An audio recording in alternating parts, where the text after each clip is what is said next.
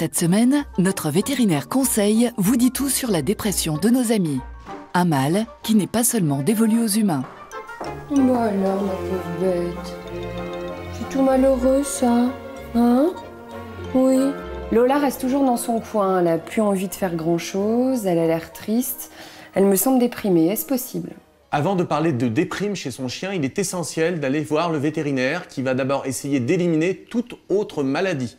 Certaines maladies, en particulier des maladies hormonales, peuvent en effet mimer chez le chien des symptômes qui vont s'approcher de la déprime. Quels sont les symptômes de la déprime chez le chien? Un chien déprimé, c'est un chien qui va ne plus rechercher le contact avec son maître, voire même fuir le contact. C'est un chien qui va s'isoler et qui va parfois même rechigner à sortir. Elle n'a jamais été comme ça. Qu'est-ce qui peut expliquer qu'elle soit soudainement déprimée?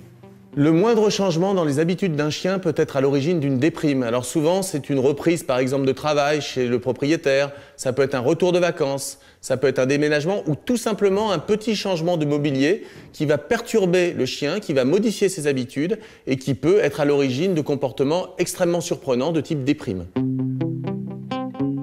Parfois, je me sens un peu coupable. Est-ce qu'à votre avis, je peux avoir une part de responsabilité dans la déprime de mon chien? Tout à fait, Elodie. Lorsque je regarde, moi, les propriétaires de chiens, je me rends compte que parfois, il y a un manque d'enthousiasme dans la communication. Il est très important, lorsqu'on veut promener son chien, par exemple, d'y croire. Il faut avoir du plaisir à promener son chien. Il ne faut pas le promener par obligation, avec un téléphone portable à l'oreille et oublier son chien. Donc, c'est très important de mettre de l'enthousiasme. Enfin, je pense qu'il est important de souligner qu'il ne faut pas confondre un chien déprimé et un chien indépendant qui parfois a besoin de s'isoler. Le chien n'a pas besoin d'être toujours derrière son maître, il doit être dans son coin de temps en temps et il ne va venir au contact que lorsqu'on le stimule.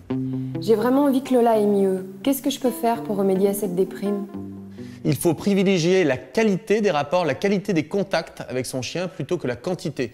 Il est important aussi peut-être d'utiliser ce qui stimule encore le chien. Si le chien est gourmand, ne pas oublier d'emmener quelques friandises en promenade, voire même une partie de sa ration. Et on peut nourrir son chien sur un banc en le promenant. Comme ça, le chien aura envie de sortir du fait qu'il saura qu'il va avoir sa ration, qu'il va manger. On peut aussi éventuellement faire jouer le chien avec des enfants s'il est demandeur pour qu'il oublie son stress, pour qu'il oublie ses angoisses. Voire même, éventuellement, lui trouver, si c'est d'actualité, un petit compagnon pour qu'ils soient deux dans la maison. Existe-t-il des médicaments pour traiter la déprime? Alors, il faut éviter d'utiliser de manière systématique des psychotropes lorsque le chien est déprimé. On peut cependant se faire aider de temps en temps avec des compléments alimentaires anti-stress ou alors avec des médicaments doux de type homéopathie ou phytothérapie pour détendre son chien.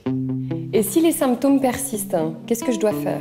Si les symptômes persistent, il va être essentiel de consulter son vétérinaire. En effet, il existe une vraie maladie lorsque le chien vieillit qu'on appelle la dépression d'involution. Donc là, ce n'est plus une déprime, c'est une vraie maladie qui doit être prise en charge par des vrais médicaments, des psychotropes, et qui nécessite une consultation et un diagnostic par un vétérinaire. Des conseils à voir ou à revoir sur France3.fr.